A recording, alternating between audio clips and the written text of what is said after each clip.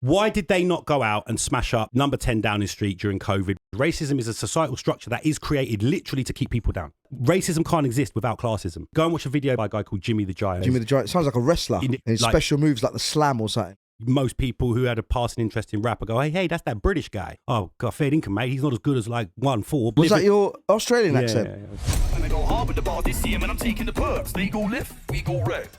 Spanner in the works. Yo, what's good? It's your boy Tizz. Your boy Sonny Black. And this is Spanner in the Works podcast, episode 3. 3. Listen, big up to everybody that's been following us, been supporting us, sharing their feedback. It's been amazing. And it gives me great pleasure to announce that this is the first episode that has an official sponsor. So a quick word from them. Our sponsor of today's show is SafeSpark Electrical Services Limited, a Bedford-based electrical company for all your electrical needs, be it installation, maintenance, testing, landlord testing, even a little odd job around the house. You want some LEDs, make sure you reach out to SafeSpark Electrical Services Limited. Link is below in the description. Take you straight to their website, take you to their Instagram page, and as a sponsor of the show, they've kindly given us a code SITW15, which is also in the description, where you can enjoy 15% off any quote you get. We'll say for 30 days, but we'll see. Big shout to SafeSpark Electrical Services Limited, very first official sponsor of Spanner in the Works podcast. Big up, Leon. Big up, SafeSpark. Thank you for the sponsor. What's going on, my brother? Wow, what's going on? You all right? Tired. Exhausted. I think you start every episode with tired, exhausted. No, we don't. We're usually up, lively. Yeah, no, we're tired, exhausted. Had a late night, early start. And you've got the kids, didn't you, for all the kids for the summer holidays? For the summer holidays, and I was out standing tall with the brothers. We will get to that. Before we do, I just want to send a big shout out to everybody that makes this whole thing possible. Limelight TV, boss is actually in the house today. Big up Limelight. Salute. The Sound Temple Limited. Well, just a quick one on the Sound Temple Limited. You know that I no longer am really involved, isn't it? I'm not really doing the Sound Temple no more. I've kind of cut back my DJing gigs to like a handful, like selected ones. You passed it on. Passed it on. Passed it on. I no longer am involved really hands-on in the Sound Temple, but the Sound Temple do help sponsor us. So big shout to her. They're actually coming later. And of course, MAK Studios and the forgotten people sometimes. I think Jay and Jason need to get a bit of a shout. Yeah, 100%, man. Big up Jay and Jay. Jay? Yeah, Jay and Jay. JJ. And Onyx Events. Thanks for the hat. And listen, finally, smash that like button, subscribe, comment, tell your friends, spam people, and say bad stuff about us, because we don't give a fuck, first of all. And the more you engage, the better. So, yeah, that's how we grow. So big up to everybody again, all the subscribers. 1,300 we're just about to hit. And the last episode is just about to outdo the Punjabi MC episode. Come on. When we're doing the party? I'll talk to you about that another time. Okay. Today's, I'm not really in a party mood. No, he's not. Yeah, I'm not really in a party mood. Warning. I don't know. Listen, so but do you want to tell the people then what we've got coming up, what we're going to do? We're doing news, aren't we? Tell the people then what we've got coming up, what we're going to talk about. Well, we're going to talk about, obviously, the Drop Zone call out. Oh, yeah. We're going to start off with that. Yeah. Because we had a few feedback about the Drop Zone. Yeah. So yeah, I'd like to hear your views on that. We're going to talk about what happened yesterday. We're going to talk about that in depth. We're going to talk about what happened yesterday and what led up to it as well, obviously. Yeah. The build-up. What else are we going to talk about? Culture Festival. Yes, 100%. We've got the Culture Festival coming up. 2-day event. So remember, that is the 2-day event, Saturday and Sunday that weekend. It's going to be good, man. Yeah. Lineup looks amazing. Loads of people have been calling me saying about it. The lastminute.com is in. Can you get me a ticket? Got me a link. One of them ones. 100%. All the time, innit? Yeah. I've got you all a ticket. All you got to do is pay for it. Link is on the social medias that you flick past and don't really engage in. But if you click there, you can get a ticket. I've got a code as well, but I'm not allowed to give it out. Friends and family code. Also, I had some feedback about, we touched on the DJs and the rappers and about people making it or not making it. I do have one very quick monologue after you've told the people the news about that, so hold that for. Okay. I'm going to dead it once and for all, yeah? Yeah, that's that as well. And then, listen, just Euro, general things. We're going to touch on the Euros, even though it feels like a lifetime ago, so we're going to quickly touch on that. Ago. Premiership's around the corner. Yeah, next week, bruv. Kicks off next week. I've got 2 season tickets, though, this week to a local club, so I'm going to support grassroots football this coming season. Anyway, that's for another time. I told you I'm not in a party mood today. Right, let's kick it off. So look, before we get into the news, I want to just go back to the last episode, right? I obviously pissed a few people off. But I just want to clarify a couple of points. I stand by every single thing that I said. I'm not colluding in the cosplaying, we're doing something when we're not. I do want to add, though, that because I mentioned certain people who were doing certain things, and I think that what got misconstrued is that I was saying anybody that's still in Bedford is shit. That's literally not what I said. And if that's how you took it, then that kind of is more of a reflection on you than it is on me. But I did kind of go away and think, and I thought, you know what, there's a few people that definitely deserve some mentions, but there's also a common theme that literally fucking hammers home my point. Prophecy, man's on national TV, big nasty DJ, so big shout to him. Tom in the Chamber is currently right now, because I'm following Turner obviously on his story, they're doing a writing camp up in Manchester. Yeah, I see that on Turner. So look, Tom is at that point breaking out, yeah? So again, it doesn't fall, anybody I'm mentioning doesn't fall under that, you're from Bedford, you're not doing shit. Man sat to my left, Jay Sim, we spoke in quite detail. Jason Bands, I see him pop up on Radio 1 Extra as well. Mm-hmm. And then also, this was hilarious, I literally said, don't chat to Man and T you can post up like 10k plus views. I'm flicking, I see Cash 10 fucking 50k views on a video or some shit. But the point that my point that gets hammered home by all of those additional people that I would add in, also wanted to add someone else as well. We spoke about them on our live once, Don Brocco, which they're a rock band, not really necessarily our thing. Number one album, bruv. Number one album, they're from Bedford. Literally from Bedford. Been active for what? I think 16 years now. You know what I mean? Have you heard of them? Yeah, of course he's heard of him. Of course he has, man. But so that's the point I'm making. But every single person who I mention, one of two things. They're not doing it in Bedford because, like I said on the last podcast, they really... Well, we touched on Tom. Yeah, we touched on Tom. We said Tom. We said Alfie Templeman. We said Turno. Don Brocco, which we spoke about on the live. But I think there are other people, because I didn't want it to be that kind of, you're either doing big bits or you're shit. That's not what I said. But that's how certain emotionally challenged and emotionally immature people took it. I'm not going to share some of my DMs, but they were fucking hilarious. Greg Costa, no, I can't, not yet. Maybe I'll post them up in the fucking. You didn't put Tom in because Tom's like, over the last few years, you were talking more about. Yeah, and I just think there's a real difference. And to be honest with you, I think a lot of them are going away because I think a lot of people are getting to the point where they're going, I'm making these videos. It's getting like, I'll give you an example. Again, I won't name names. But there's a pretty prominent rapper who positions himself as this particular type of brand of, you know, drill. I'm this, I'm that. Look at my chain, the big this, the big that, blah, blah, blah. Cool. Puts his own videos up. 2 years worth of videos. Bruv, we licked off more views in our first 10 minutes than my man's licked off in a couple of years. But then his video is then posted. And by the way, the production value on most of them are pretty good. His video is then posted on another platform, Pac-Man TV, I think it's called, or something like that. And it gets 70,000 views. So you go in, okay, cool. But we're all going to pretend that that's what's really happening. You're out there putting out 70,000 view videos. You're not. And that's all I'm saying. All I'm saying is, if we're doing this, we need to have a frank and honest conversation. That was all I fucking said. All right? The other thing, final thing on it, the only one who's a real rapper, proper rapper, I know Jay raps, I know Tom raps, Cash raps, all of them very unique, doing their thing, and also have something else that kind of adds to their brand as well. They're not just fucking rappers, you know, dancing around with all their mates in videos, sitting on top of cars with red cups and fucking chains and shit. They have a something about them that makes them quite unique as an artist, and you have to have that to fucking stand out these days in this sea of, you know, thousands and millions of fucking people doing music. But the only rapper is Dots, and Dots is the only rapper from Bedford who can in any way stand head and shoulders above anyone and say, I broke out as a rapper, and I will fucking stand on that hill to the day I die. I had the conversation with him, and he actually hit me up because I saw him at Drop Zone, which I know you're going to talk about. And he shared a little story with me. He probably won't mind me saying, but someone approached him, said, yeah, I hit you up on social media. Yeah, you're bare this, you're bare that. And he was like, the first thing that came into his head was my words about the Bedford mentality. And that was all I simply tried to say in that whole fucking hour-long episode that we had, where I've kind of become this villain of the fucking piece, which, by the way, I absolutely love. Because two things. I'm not outside. So if anyone does want to kind of run up on me, that ain't happening. Try it. I did get a slight message that sort of said that. Yeah, well, listen, you're not outside, yeah? Good job you're not outside. Oh, right, whatever.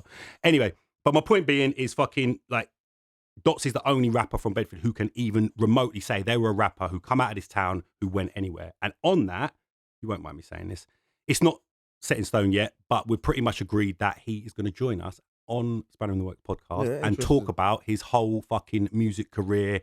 And also he said he wants to challenge some of the things that we said. He's back in the UK hip hop scene. He's dropping some incredible work. He's working with some up and comers, Simeon and another guy called Grotty White. So So yeah, we'd love to have him on. We are going to have him on, and we'll announce that closer to the time. But that is literally the last thing I want to say on it. And anybody who's hit me up saying they want to come on this podcast to discuss, unless you have 10,000 followers, unless you've made a song, unless you've got a show coming up, unless you've signed an endorsement deal, other than that example, I don't The amount of people that have hit us up and said, we think you should have this person on your podcast. We think you should have that person on your podcast. Why don't you invite us on your podcast? Why don't you invite me on your podcast? It's not as easy as that.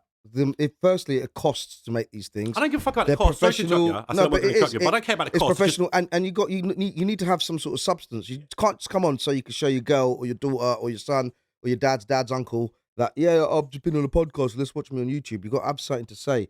We're here to create content, and as well as that, we talk about some shit what people don't really want to talk about. You know what Tizz is like.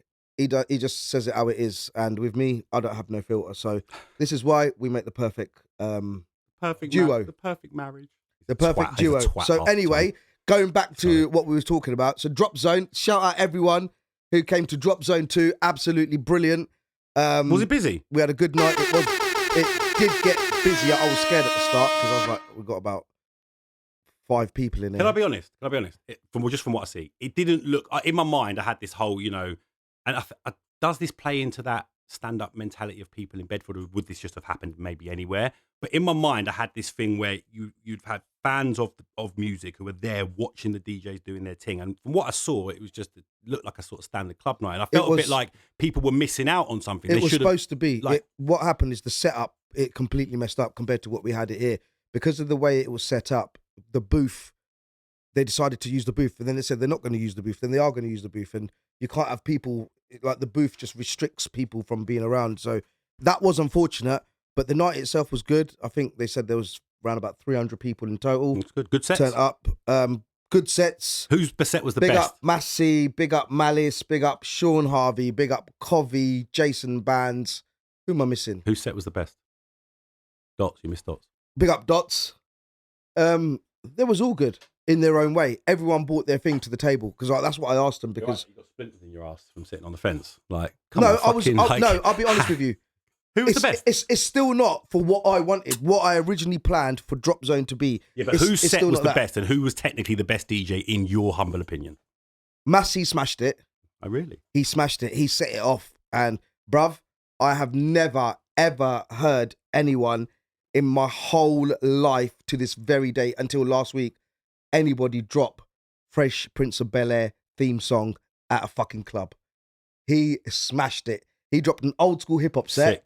Sick. He can scratch as well, can't he? Yeah, he's scratching. All of a sudden, down. Everyone just went, "Whoa!" Yeah, that's sick, mate. West Philadelphia. Salute that. I've played that. I've not been asked to. I've played that at parties, and it has gone off. To be fair, when you see the reaction to it, but to play that in a club environment, yeah, he smashed it. His set was good. Malice he done an exclusive UK funky house set. Obviously, the crowd. The thing is, everybody knew what they were there for. So there was a crowd for every DJ. Right. So everybody knew what they were there for. The hip hop crowd, the funky house crowd, garage. Covey's done like a multi-genre thing. Ace, missed out on Ace. Ace done his thing. Sean Harvey smashed it doing his garage set. I saw a couple of Sean's drops. Yeah, Sean's a very technically good DJ. See, Sean got shouted out by Spoonie when Spoonie was talking about DJs. He goes, "You know when you can hear X, you know when you can hear Y, you know when it's Sean Harvey." And I was like, "Rah, yes. Imagine that." Big up Sean Harvey, Yeah, smashed Sean it. Harvey, man. And Jason Bands played a set, dropped a few exclusive dubs in there that he produces, and that's what I like. I want to hear like a boiler room thing where you're dropping exclusive dubs. You're mixing songs that you would never think. That's what I originally wanted to hear and brand this thing. And still to this very day, I'm screaming out for it. And you know who you are, Mr. RV. We started this Drop Zone thing because of you, and you were supposed to come and tear this shit up. Who? DJ RV.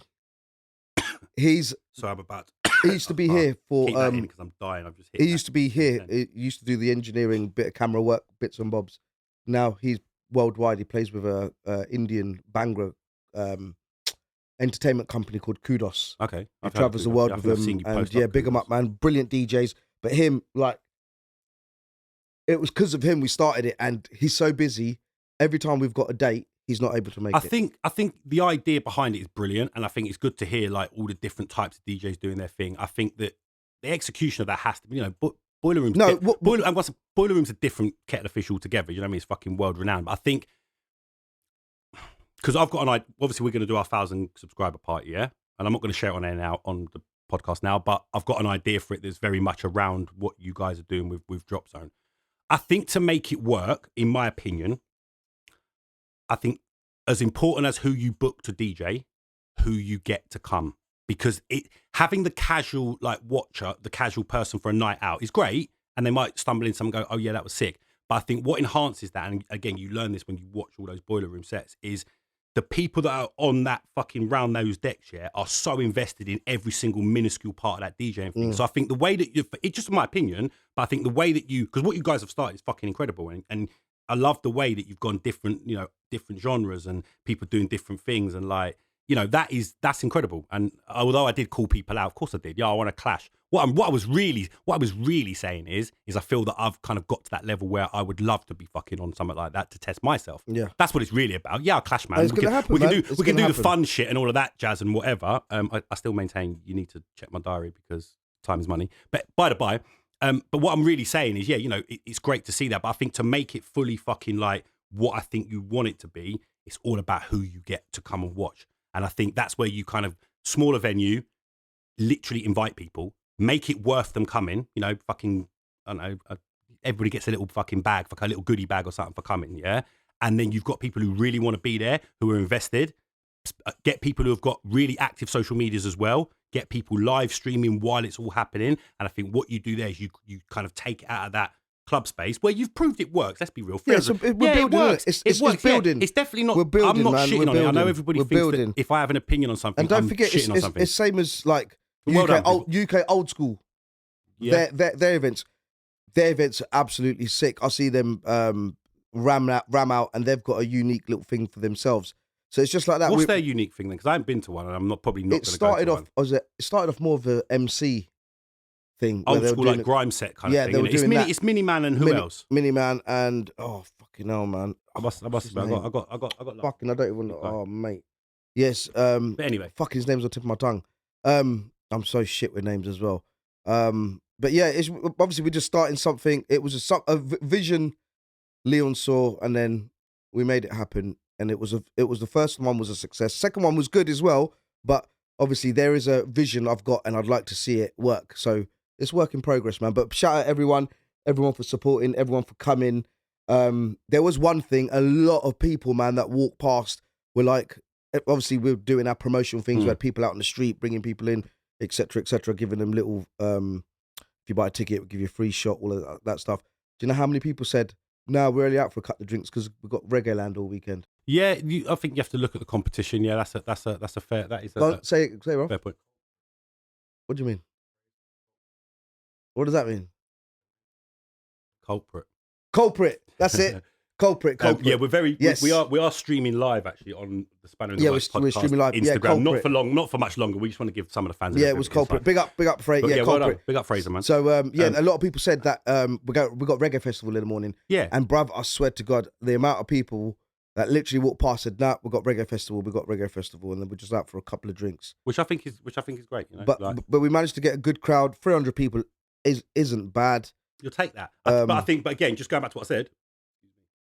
Non-alcoholic beer because I don't drink anymore. Yeah, guys, non-alcoholic beer he's drinking. They're gassy and I'm kind of addicted to it. But anyway, we're going back to what I was saying. If you had those, even half of those 300 people around the fucking thing, that looks a different prospect. Like it did on the first one. Look, I just want to say, salute to you, well done. Yes, I called out the DJs. I would happily clash anyone. And our 1,000 subscriber party, I think we need to have a conversation with you, Drop Zone guys, and we'll kind of go from there.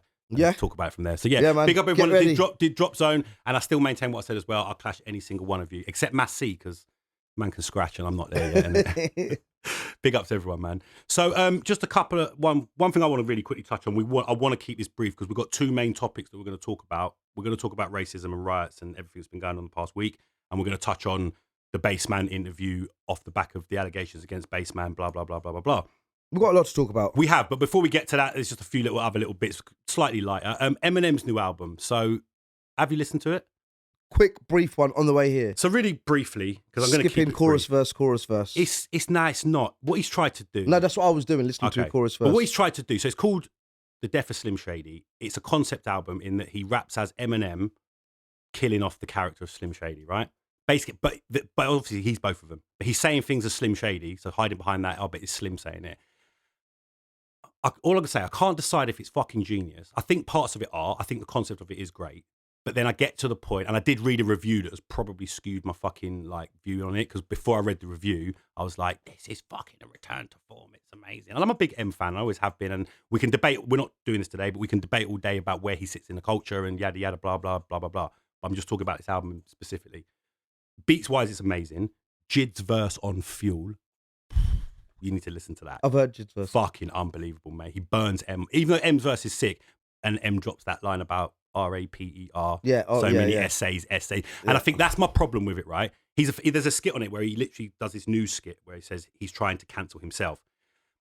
And I kind of see what it's saying, but I think the targets he goes after are just the most low-hanging fruit. The trans conversation, too many times. He's Every other song. Yeah, he's a 54-year-old man, and I think that... Is he 54, yeah? Yeah, he's 54. And look, Nas has proven that you can still exist in the space at a very high level as an MC. M is M. M has always had that kind of... He is who he is. He's incredibly successful, incredibly talented. His late career has been a bit meh, but this is the guy that, changed the fucking landscape of rap and pop culture.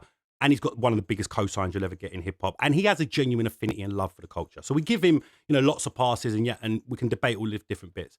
But I'm still torn. I don't have an answer. I can't decide if the new album is genius or trash or somewhere in between. I think it's a bit of sort of everything. It could have been better. I see what he's tried to do. Beat-wise, there were some really good beats on it. Some of his flows are great. But don't read reviews is the message. I listened to it when I rang you and you said I'm on my way. So from the time I picked Craig up, I put it on and I listened to it till we got to the studio. So I've literally given it 15 minutes, 20, maybe 25. It's very difficult to critique it. Maybe 25. But go on. Do you know what? When you play something, yes, it's Eminem. I don't care if it's Eminem. When you play something, it needs to catch you. You need to feel it. Don't catch it, does it? And no. I don't mean to interrupt you, sorry. It caught me, some of it. I'll tell you what caught me. The one major one that caught me was the one with his daughter.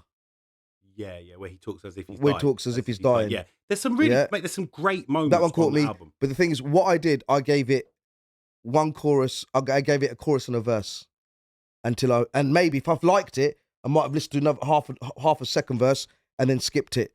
But I made sure that I listened to the whole thing. And personally, if I was to give it a score out of 10 of what I've listened to it, and this is me being really bad because I only give it 25 minutes, I've done a chorus and a verse, and if I liked it a little bit longer, I played it a little bit longer, I would give it a... See, I don't want to sound bad because it's 6 out of 10. I think it's impossible to critique any album in 15 minutes and even get. I didn't say it. I said 25. But and it's not good. Right. But listen, yeah, but I've got an ear. I'm not deaf. Cool, so let me finish. I've got an ear. I was just about to say, I think it's impossible.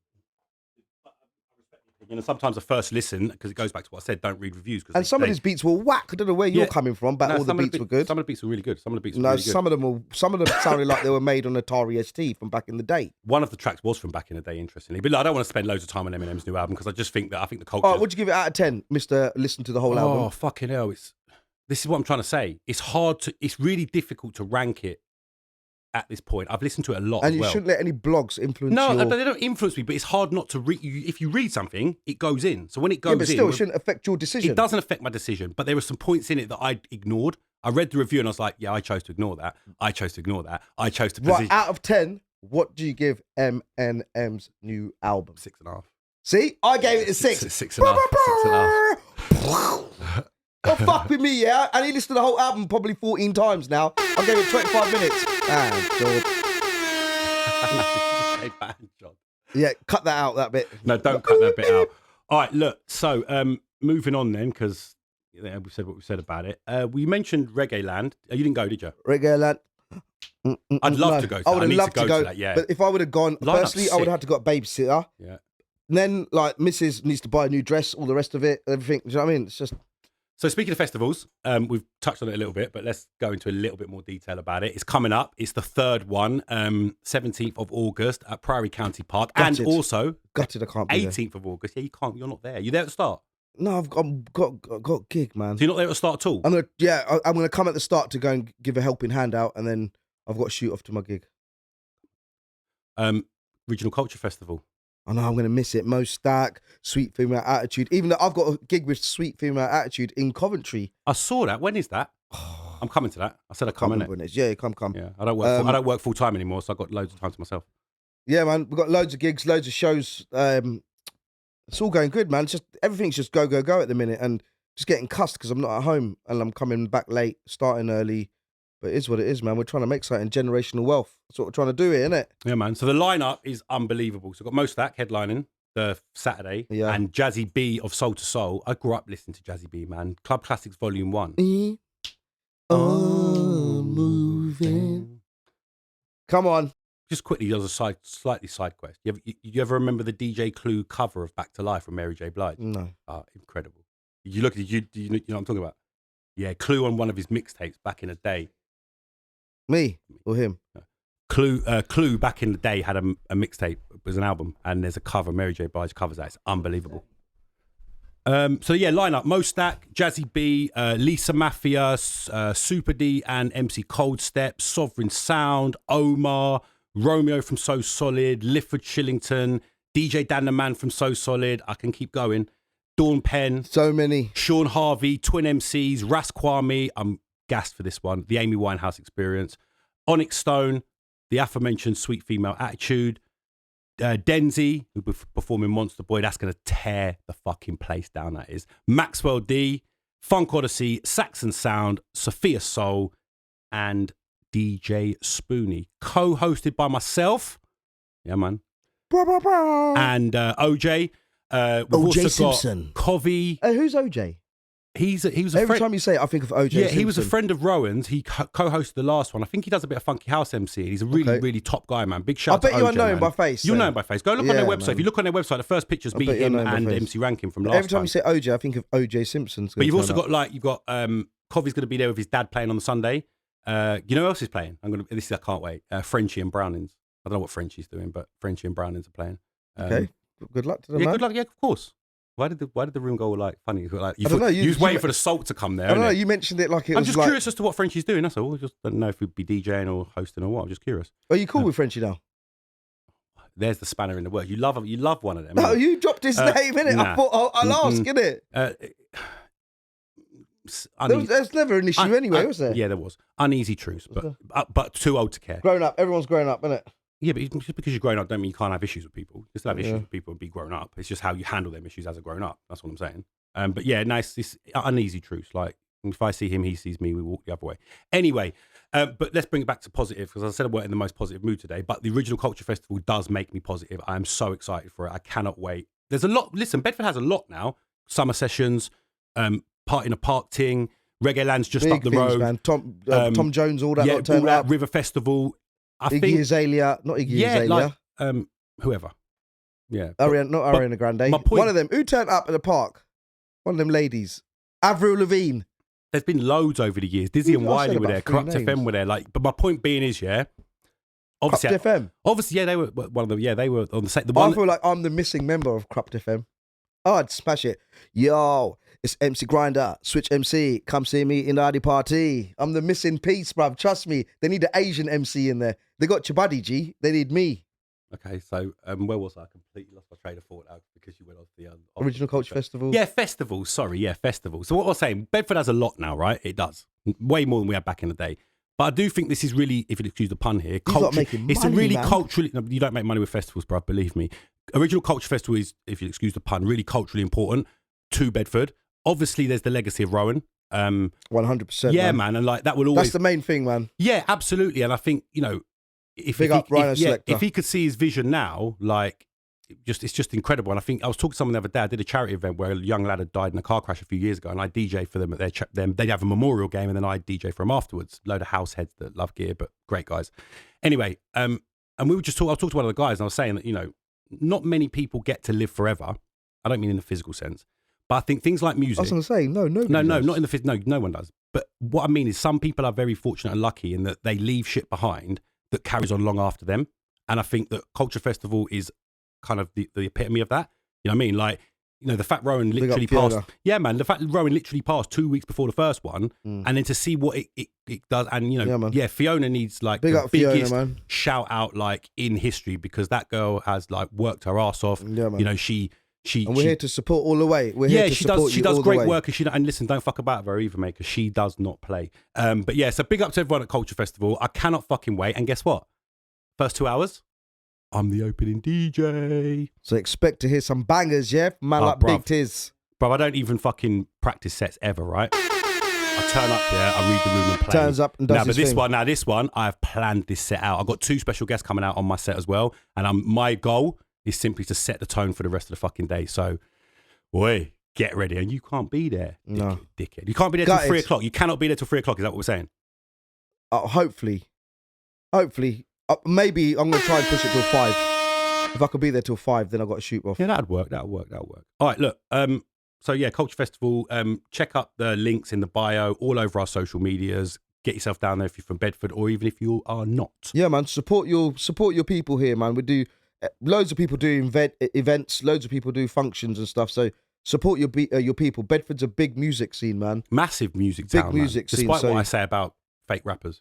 Yeah, well, yeah, let's get into that a little bit as well. So the Drop Zone DJs, we're going to figure out if we can deal with his matter, deal with it proper Yeah, we've done that. at the next thing. We'll figure No, that I'm out. just going into the rapper bit now, bruv. So No, I said I did this. I said everything I've got to say, so don't ask me any questions about it. right, okay, cool. Don't ask me any more questions about local rappers. Just please don't. I'm done. I've said all I need to fucking say. You don't want to hear none of the things that I spoke about, or I can listen, but don't ask me the questions. No, do you know what? Forget it, because No, we've got better things to just talk don't ask about. me questions, We I'll got listen. we got better things to talk about regarding the riots yesterday, because I turned up yesterday and I felt nothing but unity. I felt like a togetherness. There was people from all castes, cultures, Pakistani, Muslim, Christian, Indian, Sikh, Hindu, black, white, may I add to. So there was not just Asian man there was black and white people there. So we stood strong. And not just Bedford. Bedford's like, I think there was about 500 people apparently. There was someone made a count of some sort, round about 500 people. But what I see going on in Walthamstow and Birmingham and Brighton, Bristol, everywhere, bruv. Liverpool, Oxford. But Blackpool, I see something on Blackpool, they're getting buoyed. That's a really interesting point. Like Blackpool, there was no one there. I promise not to interrupt you, and I'm not going to, so keep talking about what you're Go talking on, about. interrupt me, go. No, but it's interesting you mentioned Blackpool, because when I talk about what I'm going to talk about, because motherfuckers need to strap in, because... Yeah, so Yeah, basically you got me on I this see now. unity, yeah, and there's like, I'm thinking, all of these people are here. Do you know, some people know why we're there, and some people are just there to kick off. And it just goes back to every caste, colour, culture, and creed has got good and bad. All right, Everyone. All right. So it all Yeah, depends on but what it's way more who than that. instigates it. Way No, more I'm than just putting it overall, because yesterday I saw people.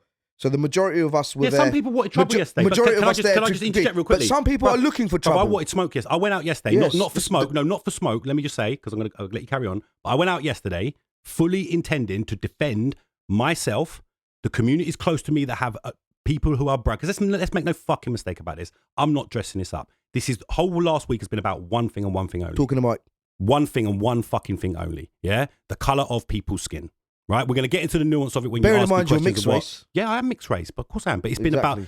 been about the colour of people's skin. If your skin tone in this country is not white, there is a portion of the population who are, and I'm getting off on where I was about to go, and I'm going to come back to it. So let me just keep this as brief as I can. But make no mistake, yes, there was people who may have been looking for trouble yesterday and wanting to kick off. But at the end of the day, if people come to my community or your community, right, whatever guise you want to put it under, you have a right to defend that community. Right, I heard a guy who was on LBC who said he drove from fucking Harlow to Middlesbrough. Well. And you know what he said?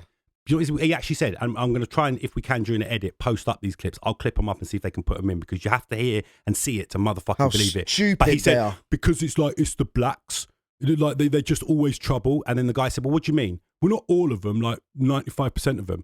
The man had drove to Middlesbrough on that premise, to smash windows and smash shops and whatever. And again, I'm going to come back to what I really think on all this in a minute. But make no mistake, yeah, even if there were people out looking for trouble last night, right, the vast majority weren't.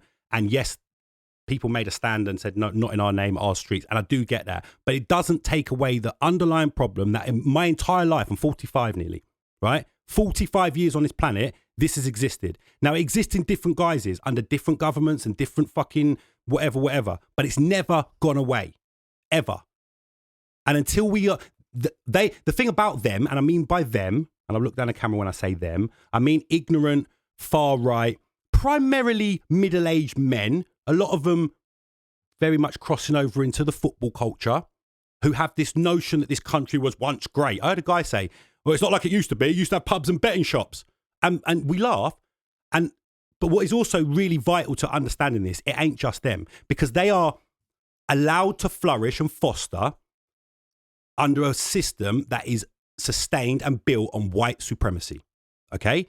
Because they are dangerous, them people. It's certainly in the physical sense, they're very dangerous. And they're dangerous in their viewpoints. And you're unlikely to change them. But make no fucking mistake about it. The reason they feel so emboldened is because there is a system that has existed in my lifetime, all of yours, his, and most people who are watching and listening to this podcast, right? Where there is a system that is based around race and class. And I'm going to get into the nuance of that in a minute as well. Based around race and class, the as dangerous people are the people who will look at CVs in a HR department and throw it in the bin because of a name, who display the microaggressions on daily basis, the people who, you know, oh, I've got black mates. If I hear the fucking phrase, I'm not racist, but, yeah, I swear down, I wish we could have a purge for 24 hours so that whenever anyone says I'm not racist, but, I could just spray them for 24 hours because I'm sick to the back fucking teeth of hearing it. It ain't about whether I'm half white and half black. I grew up with a racist granddad. My granddad would have been standing there supporting some of that shit last night. So would my Uncle Bobby. But it's not, for me, about race and colour and skin. But yes, it is. It absolutely fucking is. But we need to fucking understand what is happening here. You know, you've got a member of the British Parliament who, after those terrible events in Southport, right, went online and said, the police aren't telling us everything. This is a member of fucking Parliament, right? A member of the British fucking Parliament whose job is to ask questions in his fucking place of work. But no, he went on and dog whistled to a bunch of fucking thickos and dropped the Muslim bomb. And I'm going to get into the whole thing about Muslims as well. Like, I know so many Muslim brothers. There are, like you said, correctly, there are good and bad in every fucking race, creed or whatever. But for the last 20 years, it has been allowed that Muslims are demonized and dehumanized in this country. And make no mistake, there's a link between what goes on in Israel and Palestine. It's easy to dehumanize people in Palestine and our government, our racist government, because Labour are a racist fucking government. It's why I didn't vote this fucking time. But make no mistake, there is a correlation between it. Oh, you didn't vote? No, I didn't fucking vote this time. I spoiled my vote. I went to the you had an argument with me about not voting. I went to the polling station and I spoiled my fucking vote because there was nobody who spoke to me and I was done with it. And actually, I didn't think it would come to fruition this fucking quick, but here we fucking are. Right? But anyway, before I get off topic, okay, we have dehumanized Muslims as a whole. Move that beer. Every fucking Muslim person we call a terrorist. I hear people on these phone-ins, I could never have them live next to me. They don't blend in. Say what you mean. You mean they're not white. And we all have a fucking duty, whatever our colour. It just needed to be triggered, didn't it? It's just, that's all they needed. Yeah, and bro, that's all it needed. It didn't matter. It did not matter. Because here's the thing, right? Why did they not protest and start smashing up when that white guy knifed up the black boy? What about Lucy Letby, who was literally killing babies? The woman was literally murdering babies. Yeah, but I saw something yesterday. Now they're trying to say maybe she wasn't. That's a separate story as part of the case. But at the moment, she's been found guilty by a jury of her peers, right? She has been sentenced to multiple life sentences. Exactly. Right, because the reason they don't kick off then is because it doesn't matter what they say it's about. It's about there is a portion of this country. But hang on, I haven't finished because my monologue's done. But you've got me started on this motherfucker and we can keep going, right? But here's the other problem that I now have with it. Once upon a time, you could call them fringe, the far right. But what's been allowed to happen? What's fringe mean? They're on the edge.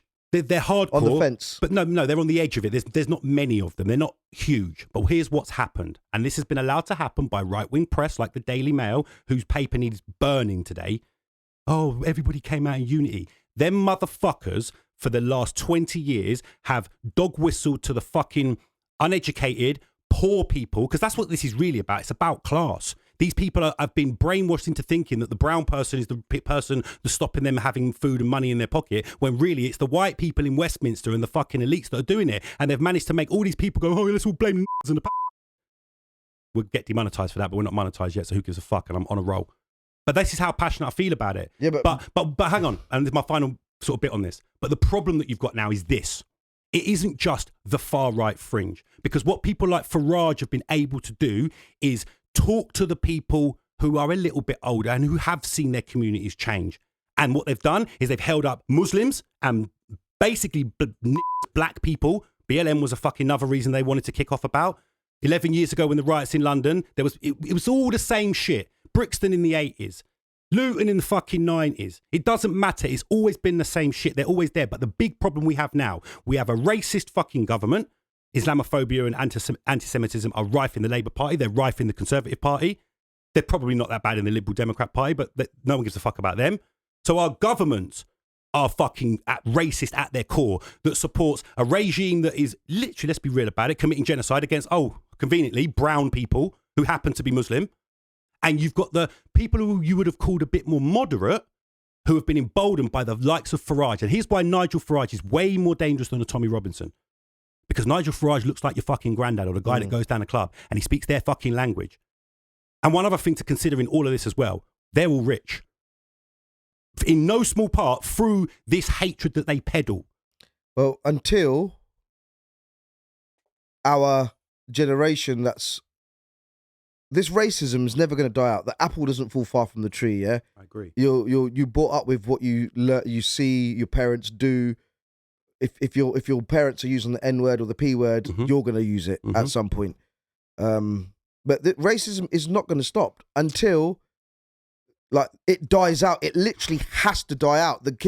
Our kids have got to become old people, and we don't even know if then it's going to die out. Like in the next 100 years, more British, I don't know about the world, but people in England, fucking next 100 years, I reckon 75, 89% of them are going to be mixed race, bruv. Look, this is such a... When is this going to die out? Racism's lived for so long, going back to slavery, but the thing is, it's 2024. What did people think races were fucking packed away or something? Did people really think racism didn't exist? It's been here fucking all the while. I don't think all it had to do was something to ignite it, and everyone's coming out. Earlier on, I saw some fucking guy kicking off with a bus driver just because he's got a big beard and he looked like a Muslim. That happens a lot. Just on that happens a lot. So I lived in West Yorkshire during Brexit. So if anyone knows anything about West Yorkshire, it's a very fucking racist place, despite having high concentrations of black people in Huddersfield, Pakistanis in Bradford. Shout out to my Bradford Donnies, yeah, man, Leeds Road crew. Wahid, man, that's my guy, yeah, trust me. One of my best friends in the world, yeah, certainly someone who I met as a friend growing up, Muslim guy from Bradford. But my point is this, really racist fucking place. Get to the point, because I've got some shit to say as well. You spoke for about 20 minutes. Yeah, I know I did, but and I'll let you carry on from here. But I remember some guy saying to me, along words to the vet, well, that's it now, your lot can stop coming. And it was just, they genuinely believed that like voting out of the European Union was going to somehow stop people of colour coming to the UK. Like, racism has never gone anywhere. Of course it hasn't. But what makes this so... Go on, you say your thing, because I need to just gather my thoughts. Firstly, like, fuck off the blacks and browns, yeah? When you lot called the blacks and browns to rebuild this fucking country when it was a shambles and it had to get rebuilt in World War II. Now, by the Queen's German cousins. I'm not like saying I'm full of knowledge, and I do try and do my research before I speak on something. And if I'm wrong, or if I want to be educated, I'll ask to be. But bruv, racism's never been dead, and I don't know. All of a sudden, people are shocked by it. It was always here. But who's shocked? What do you mean? It's always going to be elaborate. Like, who's shocked by it though? Just I've seen some general public like, let's get together.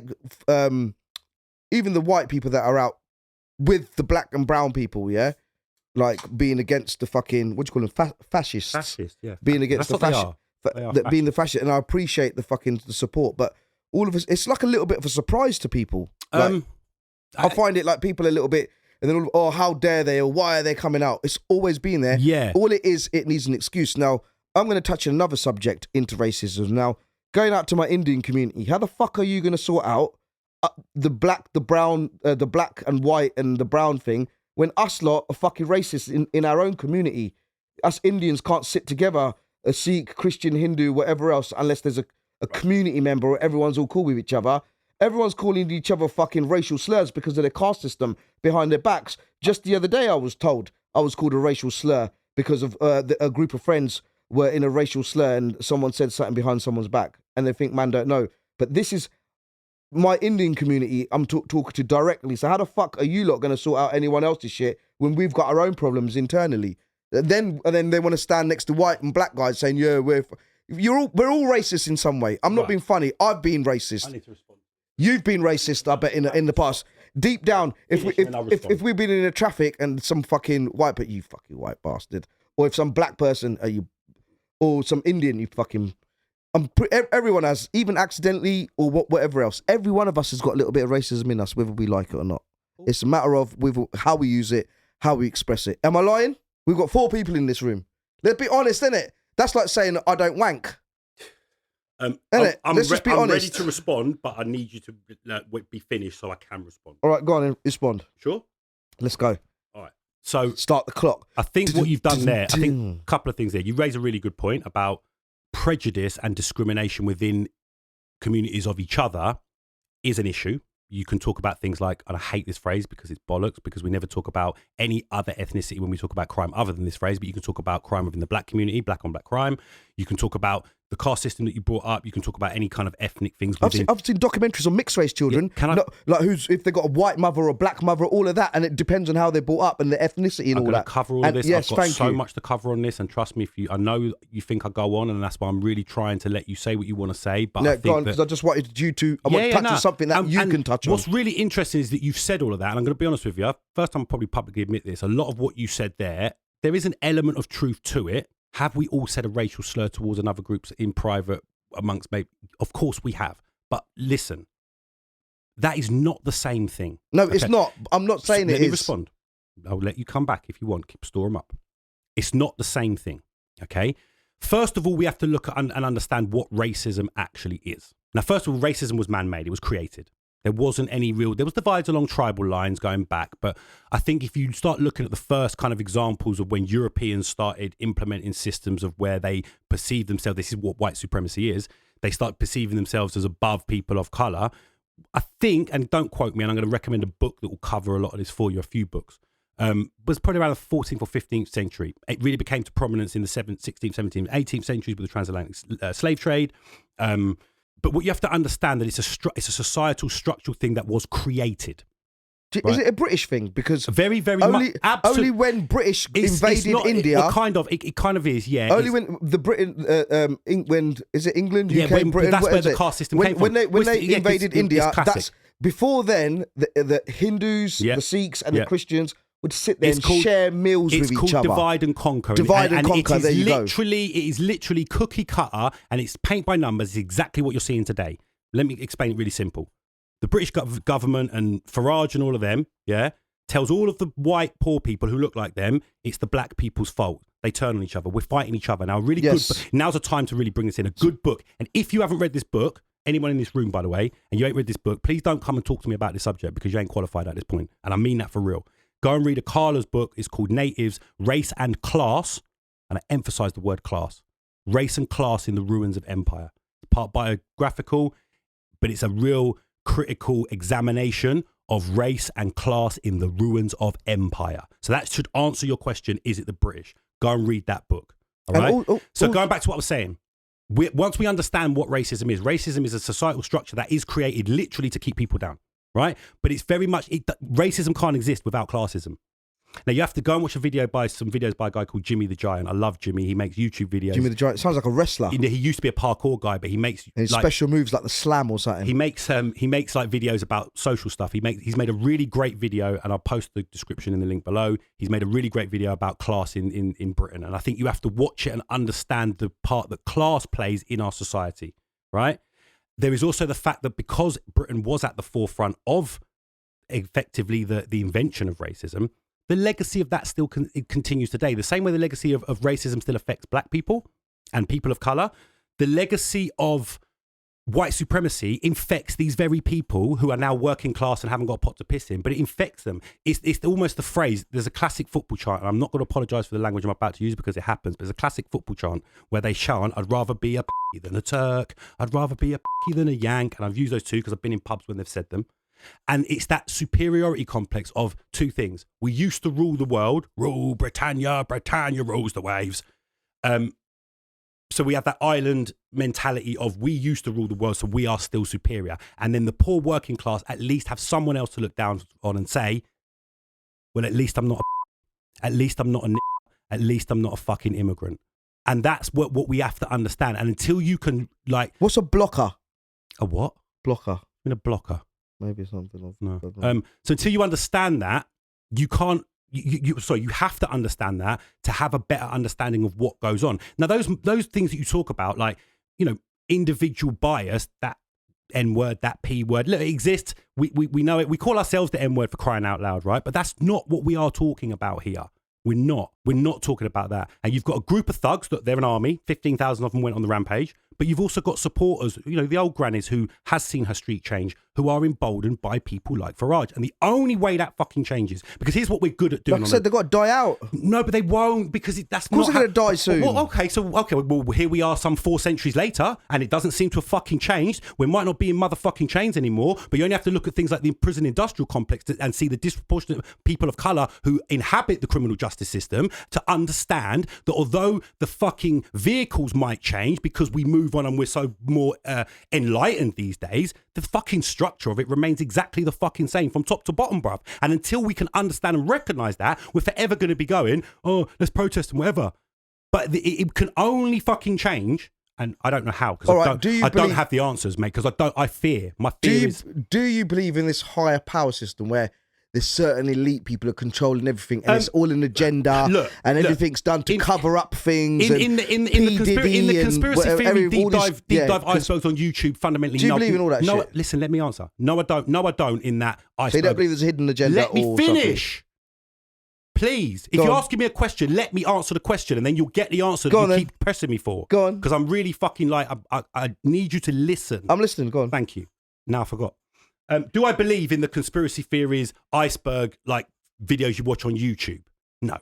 But there is always an element of truth to everything, and people will take poetic license with things. But do I believe that there is a class system, a place, pretty much across the world, that ensures that, and it's basically called capitalism, and most people, and this is the thing, sorry to digress slightly, but and Jimmy the Giant touched on this better than I do, but most people in Hartlepool and Stockport throwing bricks and their gas bill's gone up 200% in the last 5 years don't understand how economics works. So all they need is someone to blame. Yeah. So when Farage comes along and says it's because there's more brown people, it's easy to blame. So you do believe there's people at the top controlling it all? It's not that I believe it, it's happening. Right, that's all I said. It's not. Did I say anything different? No, I'm not saying you did. Excuse me. Did I say anything different? Sorry, you tried to frame that as, do you believe in the conspiracy? Not conspiracy. I said, do you believe there's people... It's not about believing, it's happening. No, it's happening. Yeah. They're called governments, they're called corporations. Yeah, they're called BlackRock. They're called BlackRock. BlackRock, they're called all the media news outlets to control everything that we see. And the problem with it is that 80% of us can't see what the fuck's in front of us.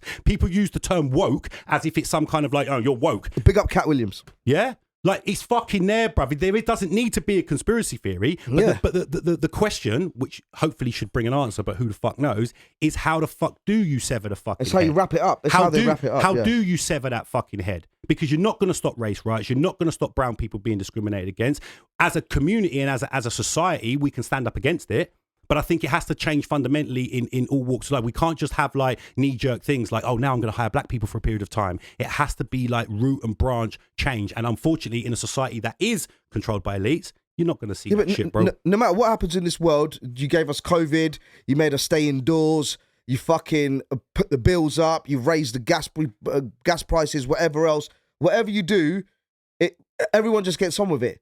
It's only when race and the colour of our skin is brought into it, things start getting smashed up.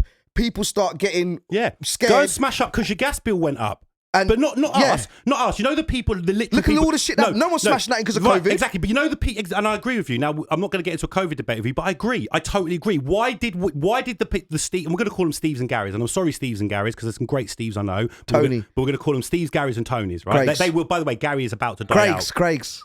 No, Craig's are different. Barry's. I can tell you Craig's are definitely different. Anyway, my point being is this, right? Why did they not go out and smash up fucking number 10 Downing Street during COVID when Boris and them were having parties? Yeah. Why did they not smash up, not I'm advocating this, but why did they not, you know, when they did Occupy Wall Street years and years ago, why are they not smashing up the financial district with the very people who have robbed us? Because once you start to understand economics and finance and you see what they did, because what really kind of birthed this whole thing was the 2008 financial crash, which led to austerity, which has kind of led to where we are to today in kind of short terms.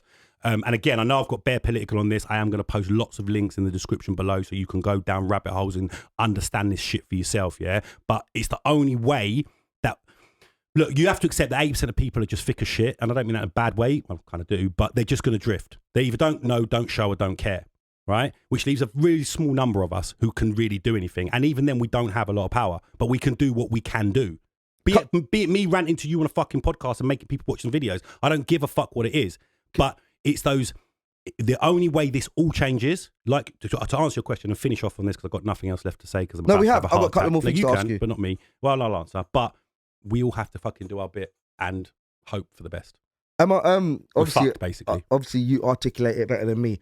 So the reason why these riots started was the stabbing incidents is one thing, but then they're targeting refugee... not camps, all the the reason they was coming to Queen's Park was because of an immigration centre. Immigration centre, that was it. Immigration centre.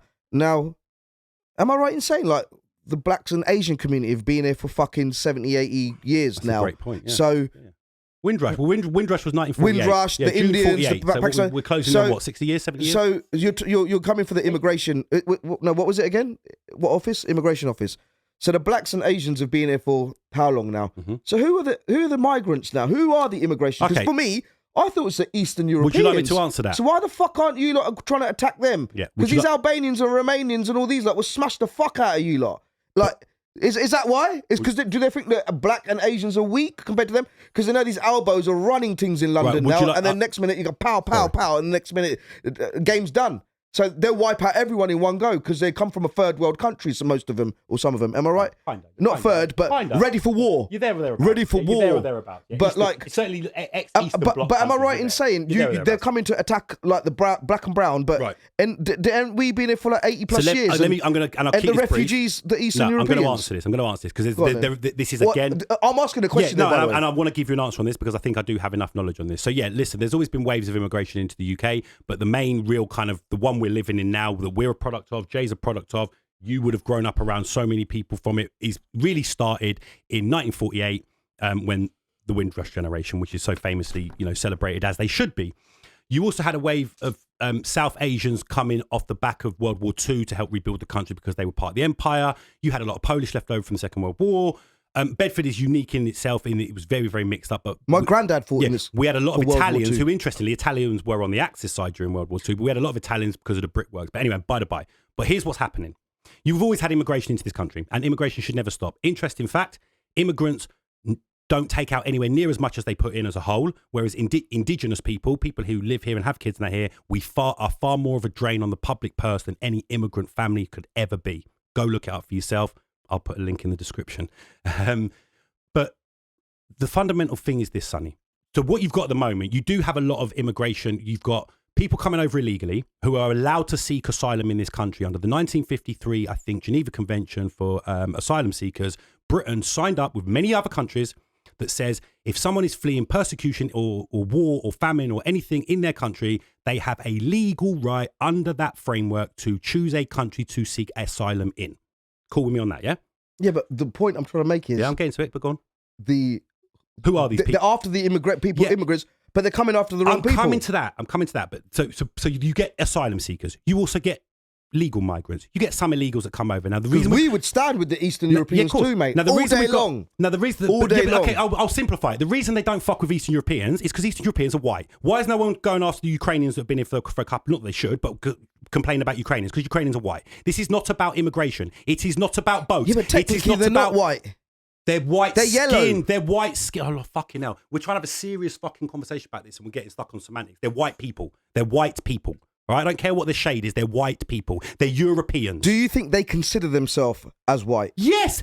We should ask. I'm sorry, but let's just deal with the elephant in the room. Ukraine has one of the biggest hardcore far right factions within its country since the Second World War. Yeah, you're but right. on that, the far right are on the rise everywhere. Le Pen in France, the AFD in Germany. So the far right is on the rise, bruv. Make no mistake about it. And they're organised.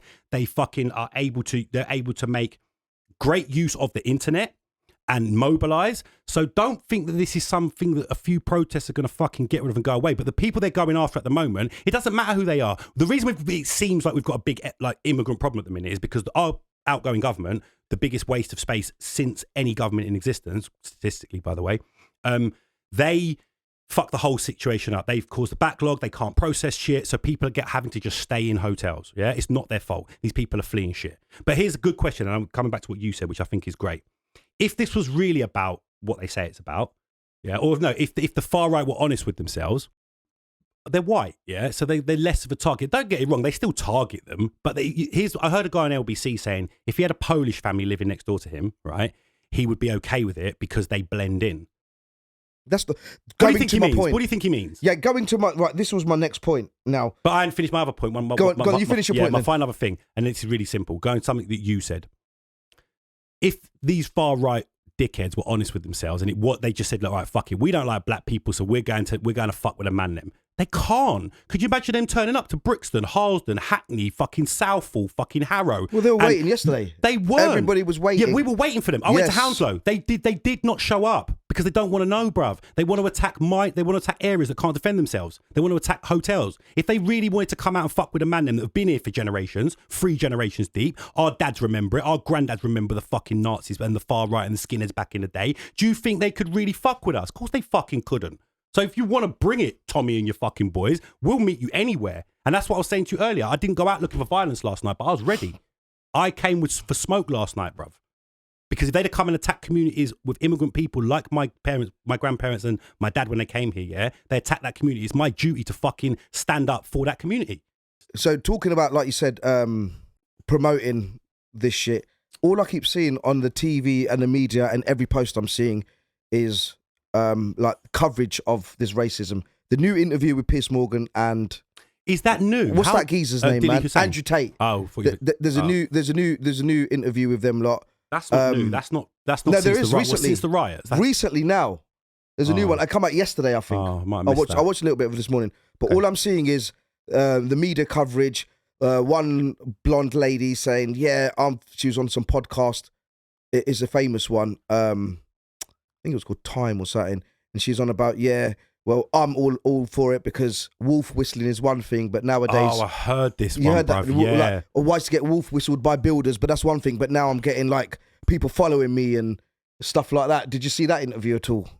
People following me, and I'm seeing so much media coverage of this shit, and it does not help, because all it seems to be doing is pushing the fucking wrong thing, but it's part of the agenda. Like, it's part of the agenda. Have you seen that collage of Daily Mail headlines over the last fucking, like, 20 years, yeah? They again, and go back to whatever minute this is going to be in the podcast where I clearly said, yeah, they have dog whistled to people who literally believe what they hear. You say it, they believe it. As long as it fits their narrative and you say it, they believe it. So the press, the right-wing press, you have to understand, papers have a stance. Papers lean one way or lean another. But the Daily Mail and the Sun and Talk TV and fucking GM fucking B and Piers Morgan and all that, they have pushed this relentlessly. And think about it. How long, when was 7/7? 20 years ago, right? Horrific day. I remember exactly where I was, right? The Manchester bombings, right? The Westminster Bridge attack, yeah? All terror attacks carried out by Muslims, okay? However, we didn't have any terror attacks before Iraq in this country. None. Not one. Well, that's what they're trying to say, isn't it? That all these people that are coming over to our country are causing all these problems. It's bollocks. Basically, everyone I mentioned there, by the way, was homegrown. They were homegrown terrorists. Jermaine Lindsay was from fucking High Wycombe. Yeah, but same way. Sadiq Khan was from Dewsbury. I used to live in Dewsbury, and I saw the house where Sadiq Khan grew up. So these were British. They were. Yeah, but bro, you see the same way you just mentioned they were all Muslim. we could identify loads of things that happened, and Yeah, they but were I all hadn't white. fin- no, but I hadn't all these finished my mass point. shootings. Yeah, that's my point. But I all hadn't these finished my like, point. Yeah, I hadn't finished my point. They were they were radicalized under the guise of Islam, right? No one's denying that. No one at all. But that doesn't make every fucking Muslim in any way. They don't even talk about it as terrorists now. They're framing it as Muslims don't integrate into mainstream British society. That's what they're trying to say. They're trying to say that Muslims live in this own world within this country, that 37% of Muslims want to have Sharia law. But they throw shit out there. It's not about immigration. It's not about the tragedy in Southport. It is just about simply the far right and now the centre right pushing an agenda that creates division because it removes the spotlight from the fact that it's the elites that fuck everybody over. They can force it to target it on somebody else. And it just happens to be the age-old thing of good old-fashioned, invented by Europeans, motherfucking racism. Racism. I said Tommy what Robinson, I said. mate. Tommy Robinson. You're more than welcome. Oh, actually, I see Dilly Hussain. Tommy Robinson. Was you about to say Tommy Robinson's welcome to come on our podcast? No, he's not. Tommy Yeah, he is. No, you he's are. not. No, he's Tommy, not. you are. And also you No, are he's Dilly Hussain. If Wait, Tommy- one he second. won't come on, but I would literally fight with him, man. Tommy Robinson and Dilly Hussain, you're more than welcome to come on our podcast. I'll tell you why. Because I see him doing his thing. He's got a 5 Pillars podcast. I do watch it and I sort of know of him. I know his dad actually about Dilly now. very well. Yeah, Dilly Hussain. Is Dilly Hussain and Tommy Robinson like the same thing? Are they the Yes. same? Yes. Are they doing the same thing but on different spectrum? Two sides on of different sides of the coin. Two sides of the same coin. Because it's simply, I don't need to say it again. I've said it over and over. Although there is a slight nuance to it. And I've got a great Tommy Robinson story. Really good one. The slight nuance, they are both literally two sides of the same coin. They both stoke division. The only thing I will say,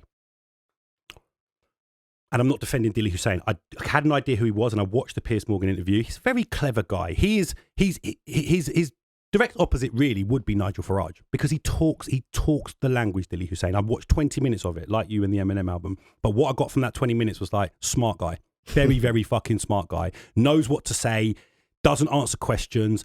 You ask a question, he poses a question, he frames things within a certain narrative. What Great. interview? The Piers Morgan one? Yeah. Great. You can do that. Yeah, but Well he was at Well Piers done. Morgan's neck. Yeah, he was. Of course he was. He came on the show. But the point is this: full fire that But day. the point is this. Now you can say you'd have them on. They would never come on. But fuck all that because there's nothing to say. There's nothing to be gained from that level of conversation. I can't be fucking asked. I hope they see this shit. I hope they think I'm a cunt. I couldn't care less if it gets us some views and puts me out there and you wicked. So are they the same people but on different No, because Dilly Hussain's far more intelligent than Tommy Robinson, but then he's dealing with Tommy Robinson's quite intelligent. No, he's not. He's not intelligent. He's the chief ape. The rest are literally dragging their knuckles. He's learned to stand up straight slightly. That's how intelligent he is. He's not intelligent. Outside of the knuckle draggers, he's a fucking idiot. And he's ready to have a conversation. No, he's not. No, he fucking isn't. Watch an interview with him. He's not ready to have a fucking conversation. He dog whistles. Racism. I've watched Muslims. the last one I watched. Grooming gangs. He punched up some geezer. The last one. I'm a reporter. Oh, Tommy, fucking Tommy. Yeah, but you can say that, bruv. But I guarantee it's interesting. He's interesting to watch and hear his view. No, it's not. But whether it's right or wrong, everybody's got an opinion. Yeah, but you've got one. You're just loud about it and articulate and educate about it. We're way But past that with Tommy. Everyone's got a point, We're way innit? past that with Tommy now. No, but my question We've heard originally his was, opinion. bruv, my question originally was, are Tommy and Dilly Hussain the same thing? Right, yes, in that they both stoke division. No, in that Dilly Hussain is far more nuanced, far more intelligent in his approach to it. Tommy Robinson is a knuckle-dragging, low-hanging fruit moron. The point of where he's got something to say literally went in about 2009. It's long gone. He doesn't say anything new. He just stokes division amongst people who he is a little bit slightly more intelligent than. But what he's able to do is mobilize people who think like him because he says the right things. It's called dog whistling. You say immigration, boats, grooming gangs. Let's talk about grooming gangs. Let's really talk about that. Yeah, I was with a girl. Yeah, I won't say her name, but I was with a girl in Peterborough, right? And I'd been with her about 6 months, and it turned out she'd been a victim of a grooming gang. And she told me fucking everything, right? Fucking horrendous, horrific. The people that did it to her and anyone who was involved in grooming gangs deserves what they get. Yeah. They happened to be British Pakistanis, right? Stay with me, right? They happen to be. That whole thing has now been framed as not and we're going to move on to this subject probably in a minute, not disgusting men involved in all sorts of crime, groom young girls off the street and rape them or sexually assault them. It's not framed as that. It's framed as all Muslims groom girls. So Tommy's got nothing to say, bruv. Nothing at all, other than to people who want to listen to his shit. He's not intelligent. He doesn't say anything we haven't heard a million times before. He repeats the same bollocks under slightly different guises. And you know what? It's all driven by money. Because the way that new media works, and as we hopefully will find out one day, the more people engage, the more money goes into your fucking account. And the shortcut to that is to say extreme shit. It's why videos about intelligent shit get tens of thousands, and motherfuckers dancing like a cat or pouring a bucket of water over themselves gets 10 million views, bruv. Like I said, 80% of people are just following the fucking crowd. That's all. And that is my answer to that fucking question. But fuck Tommy Robinson and fuck all that, because I'm not even looking to engage on that. You know, Jagged Edge, the barbers. This is no reflection on Jagged Edge, just this. He used to get his hair cut there, the one up at Interchange. And my good friend, and he won't mind me saying his name, Ross Turner. You know Ross, yeah? Ross is a wicked guy. Ross happened to be in there one day getting his hair cut, and Tommy Robinson's in there. And the guy cutting his hair is mixed race. Tommy had the mixed race guy by the end of the conversation convinced that Muslims, you listen, yeah? Tommy had this mixed race guy who was cutting Tommy's hair, had this mixed race barber convinced that Muslims were the root of all problem. A far right fascist had convinced the guy who was of colour that his views were right. Now, is that because Tommy's clever, or is it because the guy's thick? I'm going to say it's because the guy's thick. And then the irony of it is, because Tommy just says the right things to fucking thick people, and thick people go, oh yeah, you're right, Tommy. Fucking Tommy 10 name, Stephen Yaxley Lennon is his real name. And I'll end that on saying, the irony of all that is that barber allegedly was a essay, had committed an essay, yeah? I bet you Tommy would have no problem with that because he wasn't a Muslim. And that's my point. They pick up on the things they know are going to stoke division and they run with it. Exactly like Dilly Hussain does, but Dilly Hussain does it in a way that's a little bit more nuanced because he's talking to a much wider and, let's be real, more intelligent group of people. All right, he may not want you both on, but I would have you on and get him to talk to you guys. So it will be a very interesting conversation. So you guys are more than welcome to come and conversate with my co-host. Right. Should we get off this one? Because you're very heated and sweaty, mate. Yeah, man. But look, just to end it, I am going to be, because I feel passionate about it, because, you know, immigrants built this country. Yeah. My dad was an immigrant. Your parents, grandparents, immigrants. Yeah. Even the fucking so-called indigenous people, what they don't understand, we're all fucking like come from somewhere. But it's not about our colour of skin or our background. It's all framed around nationalism. And that's what I have a massive problem with. Yeah. But me, a quick thing anyway, we'll make a little bit of fun in this. Me, I see the person before I see any flag or any nationality or any religion or any race. If you're a good dude, you're a good motherfucking dude. And check this out just to prove my point. I'll wrap this up in 2 minutes and I'll let you speak. Australia, I've met a great Australian person, yeah? I actually once met a guy from Bolivia, met bare Chinese people. I used to go out with this Danish bird. Obviously, we live in England, but I also met an Estonian once. I know a Finnish guy and a French guy. I've met bare Germans, bare Ghanaians, and bare Greeks. In fact, my landlord's a Greek. I once met a guy from Haiti. I know you're Indian, bro. Fucking who don't know an Indian if you're from Bedford? Jamaicans, Kenyans. Kenyans are wicked, man. They hate the British. A lot of Indians in Kenya. I've met a Lebanese guy, obviously in a restaurant. That's racist. No, he was in a restaurant. It's true. Where have I met someone from the letter M? Country beginning with M. Malta. Yes, I used to work with a racist guy called Peter Camilleri. He was Maltese, but he was also not. Oh, we did the whole alphabet. Yeah, wait, I'm nearly there. I once met a Nepalese guy. I sold a car to a Nepalese guy. Poland, we all know Poles, and Portuguese. Never met anybody with the letter Q, but I'd love to meet a Canadian from Quebec. Romanians, South Africans. I've met some Swiss. Spanish. I used to live in Spain. Yeah, I thought so. No, I said a Lebanese guy. Lebanese. Yeah, it's a T. He did miss that A letter. What? I can't remember what it was now. What did I miss? H. No, Haitian guy. I met N. Nigerians, bare Nigerians. I've known bare Nigerians. What are we on now? O. T. No, done O. Oh no, don't done O. Never met someone from with O. Oman. I'd like to meet a guy from Oman. Where was Juma from? I know he was from UAE, so no, Juma don't count. Where we up to? T. Thai. My neighbour's Thai. Uruguayan neighbours next door. V. I did meet a Venezuelan guy once. We got some. V. Welsh, no bear. Welsh people, go back to the S for Scottish. WX, never met anyone from the Christmas Islands, but I'd love to. I think they might be French. So technically. Have you ever met X? Y. No one from X, no? Never met, well, that'd be the Christmas Islands, technically. There's no country beginning with X. Yeah, what country begin with X? None, except the Christmas Islands if you abbreviate it. And Z, Zimbabwe, the brilliantly named Simbai Sakatumbo. My point being, my life has been enhanced by all of those fucking nationalities and people. So I see the person before I see the flag or any of that bullshit that they deal with. Well done. So he's just telling you that he's not a racist. Right, anyway, so thank you for that talk on the riots, racism, and all the other stuff. What else do you want to talk about? It feels like it's a bit deep. It's like, yeah. Do you want to touch on it? What? The Baseman thing. Right. If anyone knows you talk on this. us, we are in our So shall I say what the early Baseman 40s, thing is? And you talk on it. And drum and bass, it was a big genre or era, jungle drum and bass. And one of the main MCs is called MC Bassman. And a bit of controversy around Bassman because he's had allegations of sexual assault and taking young girls. Is it young girls or? It was a specific girl who's a DJ over in the scene. I think she's called Medusa. She's been named multiple times. Who made the allegations? But what she did, she made the allegations online. She didn't go to the police, which you keep talking because have you watched the interview? By the way? No, carry on. Yeah, so she didn't go to the police. She just put these allegations out online. So a lot of people started cancelling him. So there's a debate within here about cancel culture. It's really important. I'm going to post a link to it that you do what if you hear us talk about this. It's probably important that people go and watch the interview if that's something that does kind of interest them.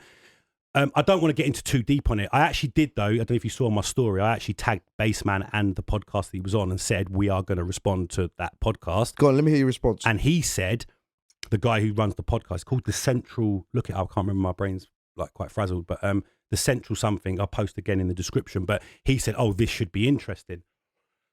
So basically, he was accused of sexual assault, and then a lot of people started like stop booking him and etc. Apparently, he went to the police and offered. The thing. So look, it's probably really important to say that with sexual assault cases and rape cases, like statistically, it's crazy. Like now, something like 2% of all reported rape cases end in a conviction. 2%. It's incredibly low. It's a very difficult crime to prove because a lot of the time it's he say, she say, literally. I'm also going to say off the bat because I know the comments of this are going to go crazy, but so I'm going to say this off the bat. And I just want you to get to the point. No, because to get to the point, you sometimes have to put context behind a point. Come on, because it takes ages. Okay, you talk on it then. Because go on, get to the point. I'm the one that sent you the If you want me to get to the point and let me get to the fucking point, speed it up. Rape cases don't get convicted. Do you know 1.5 on WhatsApp when you go push it on 1.5? Do that. Cool, press 1.5. Press 1.5. A majority of rape and sexual assault cases do not end in a conviction. I will say that there are a number of cases, some high profile, where people have made false allegations, and anybody who makes a false allegation of rape is a cunt and deserves exactly the same punishment as a rapist would get. I'll make that I agree with that. Absolutely clear. Statistically, there is a huge disproportion in the number of false rape cases versus the number of cases of rape and then the conviction rates as well. So let's not make this loads of people false accused. Yes, it happens, but let's not shy away from the fact that sexual assault and just general misogynistic behaviour and uncomfortable behaviour towards women is rife throughout our society in exactly the same way that racism is. In many ways, for the same reason, and in a lot of cases, perpetrated by similar like-minded type of people. Yeah, I said it. It's not a big jump from a racist to a rapist. I said what I said. Back to the Baseman thing. So she's accused him, not gone to the police. He's got loads of sort of people cancelling everything on him. He's not got no gigs. He's saying I've lost 20 bags in the last however many months. So there's a lot to be. You have to kind of watch the video to kind of look at that. There's a lot. And he's admitted. He said I've smoked crack. I smoked crack with the girls. We've done drugs. Do you know what he sex, does? drugs, and rock and roll. roll. I think he does in the video. What I get from the video, there's a lot of admitting to stuff he's done. Yes. And then vehemently denying what it is. Look, I'm not here to say whether he is guilty, not guilty, whatever, right? I can only voice my opinion. What's your verdict then? But I'm going to tell you that right now. Please do. It's, first of all, a lot of people are, there's a lot of enablers involved. There's a lot of people that make excuses, because he was a good MC, he couldn't have possibly done that. I've got a friend, and I'm not going to name them, but they're heavily involved in the drum and bass scene, have been for years. And quick story, again, I won't name them. few years back, Nutcracker and Bassman were emceeing in her kitchen one night. It was hilarious. I've heard the story. You know the story. You know who I'm talking about. Anyway, it's an open secret of his behaviour within that scene. But what's really important to remember is who we're talking about. This is Bassman. Like, he wouldn't get booked in London for many, many years because the goons that he rolled with actively involved in the gang scene. And I'm not shitting on that. He addresses that himself. But I think what the interview really smacks of me is denial to himself. Yeah. And I guess it's this. I was thinking about this today when I was listening to it on the way down, and I thought, if I was him in that situation, what do you do? Do you vehemently deny it, even though it's an open secret, and even though it may be that there's an agenda? He's from her? never going to say I raped her, is he? But this is the thing: who's going to come out and say it? Yeah, but what the interview really smacks of, and the guy interviewing him doesn't help because he literally enables him. Look, they've picked him up from the train station. They've paid him a fee to be there. They're not going to grill him, and I get that. And who are they to grill him? He does say there's a bit of tinge of sadness to it because, you know, ultimately, whether you like it or not, that guy is a legend within that scene. Some many, many memorable raves. You know, he's an icon. Bassman is fucking iconic, yeah? There's a video of my company director. I haven't got it. I would never put it out. When she's young, like gun finger into balaclava, yeah? Like, this is an icon we're talking about here. But there is. It does exist. Not exist anymore. It used to, but I ain't got it no more. But my point being, Bassman takes us back to our teens and our childhood. And sometimes it is very difficult to separate, but also listen to his Bassman and Skibber, like Tommy and Dilly. Listen to some of Bassman's lyrics, man. Come on, bro. Yeah. Like, the red flags were there. Buddha finger. And I think it's one of them things. I think it's one of them things, like, does he come out and say, okay, or does he front it out? What do you do? I think the bigger, wider thing is the prevalence of sexual assault and rape within our society, the enabling of it by people, the turning of blind eyes of it by people, and then ultimately someone at the end saying, yeah, but it's Bassman. Yeah, but because there are people that say, yeah, but it's R. Kelly. Yeah, but it's so-and-so. Yeah? You rape someone and sexually assault someone, whether you did it historically, recently, or you're planning to do it. So do you believe he did it or not? I mean, again... Do I believe that there's suspect behaviour involving sexual exploitation within the drum and bass scene, particularly involving that individual? That's everywhere. Does that make it right? Of course it doesn't. Right. So my answer to the question... Oh, no, I know, it's a rhetorical question. But remember, I sent you the interview. Yeah, I sort of watched 3/4 of it, and I thought Warren would be interested in this. It's really tough. But the thing is, this is what I'm saying. Like, it's a tough watch. It's like watching the TV. Like, did he do it? Didn't he do it? It's like watching the program. Did he do it? Didn't he do it? I mean, I'm sure look, there's no smoke without fire. He can't clear his name, so it would be wrong of me to say he definitely did it. I don't know. I wasn't there. I don't know the background. Can I say something though? You know, people that are aged over, say round about the 50s. Yeah, he's like in his 60s, bro. His 60s. Yeah. Without sounding bad, yeah, but. When it, like, back then in the 60s and 70s, when it, like, they got away with it a bit more, innit? Like, and is it more likely, like, and most of the time, people that do things like that, they usually be molested or something's happened to them themselves. Oh, am I right in saying that? Jesus, Sonny. I mean, it's very nuanced, that is, yeah. What does nuance mean? There's a lot of depth and, like, okay, yeah, it's a fucking... Is that too deep? Shall we move away from it? Yeah, it's very deep. Yeah, there is probably a lot of evidence to say that sexual abusers go on to abuse, but equally... Yeah. I watch a lot of true crime podcasts. There's a really good true crime podcast. Am I right in saying so, though?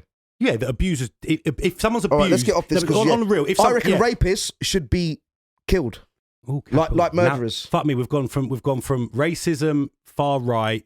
It's white supremacy. No, it's true. I think sexual assault to capital punishment. We are never getting monetized at this rate. Fuck that shit. Like, oh yeah, it's true though, because especially when it, like, I don't want to talk about it, but when it comes to kids, anything to do with kids, I have to change the channel. But do you know because what? I can't. It fucking makes my blood boil. Interestingly, and I'm going to take you back to something you said earlier about the elite, right? About an elite, yeah. They drink the blood of the kids. I mean, okay, but more prevalent and more worrying is that paedophiles for a long time are protected at the top of society, and Jimmy Savile is the poster child of that. But you think Jimmy Savile was the only fucking high-profile paedophile operating? Mate, history's shown us that that's not the case, and it's another part of, because that's what it's about. It's all about power, isn't it? All comes under the guise of power. Deep conversation. That's super fucking deep. Do I think Baseman did it? I don't know. Do I think you should watch the interview? Yes. Do I think it raises a lot of questions around cancel culture, around sexual assault within certain industries? There's a narrative that she only did it so she could get put on in the drum and bass scene. I think that the whole conversation we had about white supremacy, it very much links into toxic masculinity. They all kind of are very much under the same umbrella to me.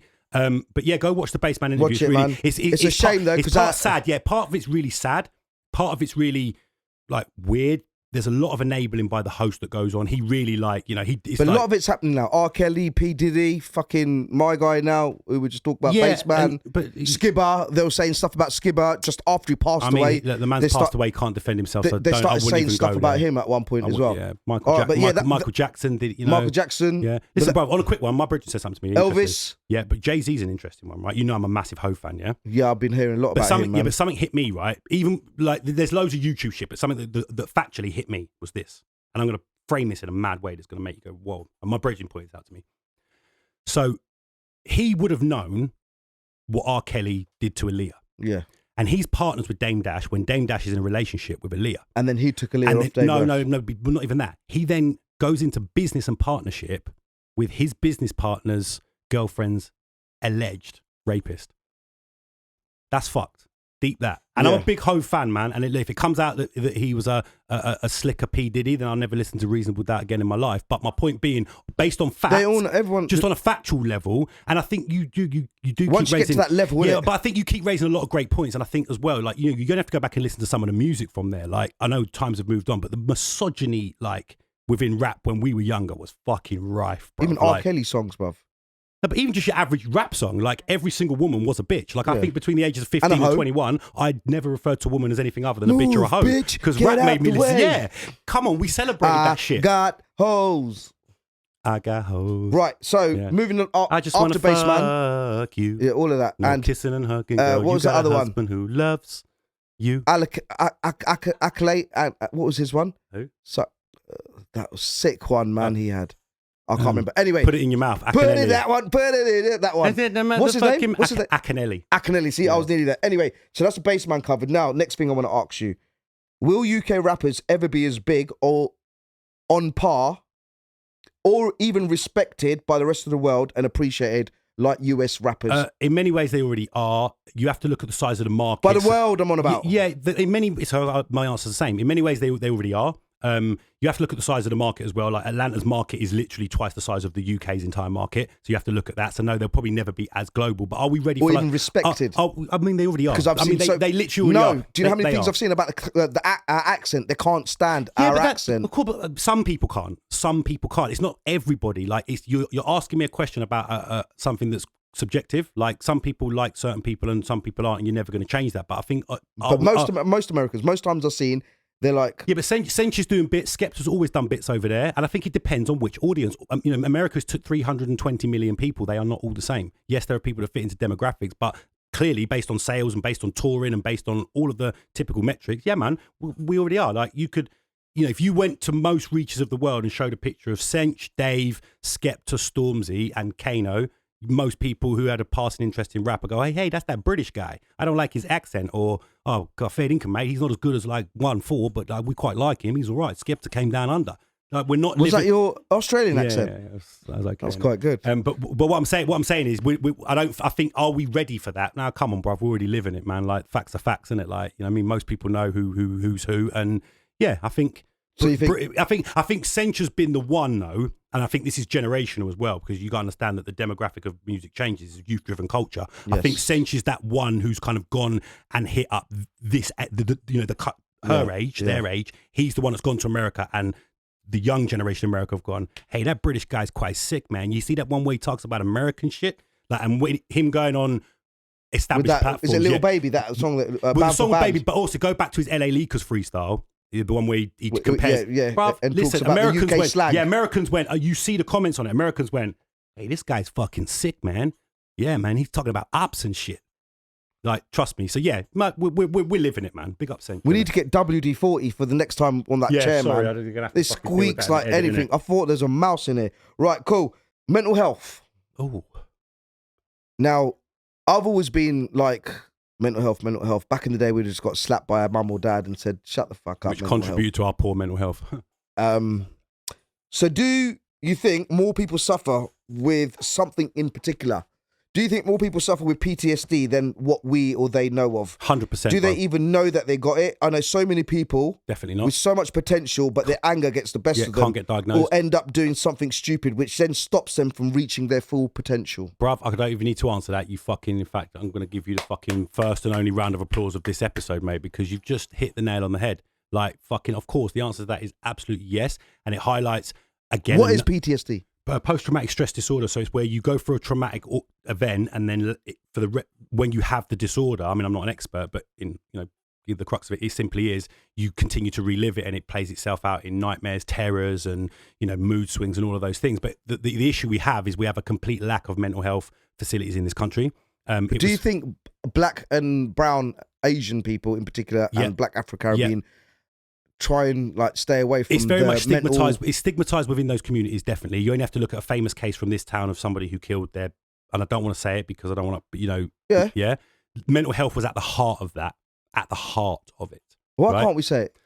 Because it's respectful. It's respectful. I'm good friends. Okay. I'm good friends with the brother. Yeah. He actually does some work for me. He done some amazing work for me. And I think if we're gonna have that conversation, we have to consult him first. Okay, cool. Yeah.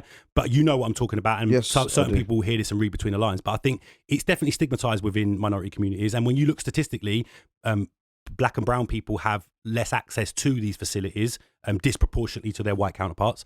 And I think that whilst the stigma of mental health is slowly sort of going away, you just can't get it, man. Like if you're fucking, especially if you're going through an episode and you're fucked, you ring the crisis team, that you can't get the help. And I speak relatively from first-hand experience, and I also speak from the experience of having a neurodiversity diagnosis, just how difficult it is to get anything. Blame the Tories for fucking up the NHS. It's them elites again, bruv. See, everything comes back to them cunts. There's a lot of services, little Tizz said, so make sure we put them in the link. Also, big up to young Tizz, man. She just said that. I hope we can keep that in and pick that up. But I'll link it in the description below. A lot of the services that you can access. That was again a general sort of statement, but it doesn't deny, even though there are some. Listen, any mental health team does great work. So PTSD, but getting hold of it is difficult. Is that something that's happened from childhood, and then it traumatizes you? It could be a number of things. Or can it still happen to you as an adult? Well, yeah. And then the clue's in the title: post-traumatic stress disorder. So it's where you have a traumatic event. Yeah, and then whether it's childhood or as an adult. Okay, imagine this: someone walks in here now, sprays everybody up in here dead, and you survive. You're going to replay that for the next 10, 15, 20 years, to the point that it traumatizes you. Again, post-traumatic, and you're stressed out. And most people, that's an extreme example, but it can be anything. My question was, do you think a lot of people are suffering with it who don't know? Yeah, I tell you who, a big group of people who do suffer with it, like young people, but particularly like roadman.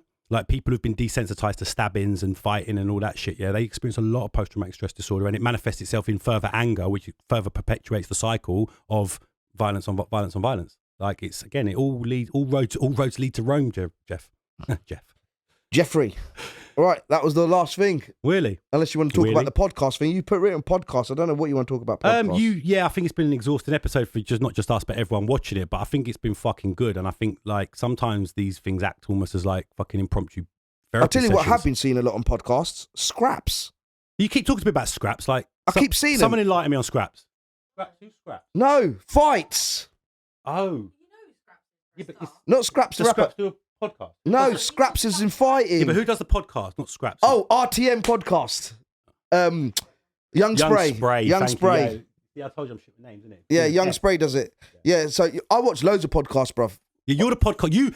I watch loads. Oh, can you give you the second round of applause? British, we would English, not be sat here today US. if it wasn't for Everyone in the place, give him a round of applause, because we wouldn't be sat here today if it wasn't for Sonny Black's love of podcasts. Yeah. Oh yeah, just as a quick shout out. I'm not going to embarrass him, but in Indian they say the Sound Temple's premier DJs Indian, they say in the building. Here, that means put something sweet in your mouth. The Sound Temple. Listen, quick one. I'm not going to. That sounds weird as well, isn't it? But that's what they say. Mumit takarla. That means like here's a sweet, like because we're having a good time. Just moving the subject on. No, you're just like your dad. I'm not gonna. Apple don't fall far from the tree. Of course it doesn't, mate. She's a better version of me. I'm not going to embarrass him, but my number one, or the Sound Temple's number one DJ is actually in the building, along with the company director of the Sound Temple. And once again, we'd like to thank the Sound Temple for their contribution to making this episode happen. Sweaty Big one, man, shout out today. to young Tizz, and she won't like me for saying this name, Vato. Sweaty one today, isn't it? Hot. And we covered everything. Yeah, I think that's everything. Thank you, bro. It's been amazing. Yes, we got heated. Yes, we got passionate, but it's because we care about shit, yeah? And listen, we are, never forget this, all the people that came out last night, all the people that stand up to their white counterparts who say racist things, all the people that support and, you know, chat to the man who's only been in the country for 5 years in a petrol station but loves it every time I change my hair. They're the fabric of our society. They are British people and they are British values. So that's why we get so passionate about it. But thanks to Jay, thanks to Limelight, thanks to our audience. Big shout out to our audience, man. Come Big shout out, Craig. Give them a round of applause. And most importantly, bruv, as always, because you're eating on camera, very unprofessional. Who cares? It's my fucking platform. You're the yin to my yang. You're the fucking, you're I was going to make a joke about Scum, Carlin and Carlin's wife, but most people wouldn't have seen that version of it. So I'm going off on track. Big up to you, bruv. Love you, bitch. Love my brother. Even though we want to fight. I need to get a stop thing for you. Remember we were supposed to have a stop thing? No, I do. Spread it, make great content. We need to have a stop thing. Great don't content. Talk too much, innit, when he goes on one. We need to sort that out. It goes on too much. But listen, find one bit of bullshit in there, yeah? Money back. Spanner in the Works podcast, sponsored by SafeSpark Electricals. And the Sound Temple Limited. And Eclairs, hit me up. I eat a packet every time. And Pringles. And Coke. Hit us up, man. Get your tickets to Culture Festival. All of the links are below in the description. We've got a guest next time. Then after that, we might have the biggest artist to ever come out of Bedford. And after that, we might even have a fucking Premier League footballer, but don't tell no one. Spanner in the Works podcast, episode 3. Spanner in the Works. Spanner in the works. Back to the works. Them man are like you're too much on the track. Them flows are bloody berserk. Spanner in the works. Go hard till it hurts. How many man do you know who can drop 1 million flows on a verse? Them man I wanna be never gonna be spitting the way I spit diverse. Doing it differently with the maddest ability, and I still got a thirst. The hunger to go hard, man, I go hard with the bar this year, man. I'm taking the perks. They go left, we go right. Spanner in the works.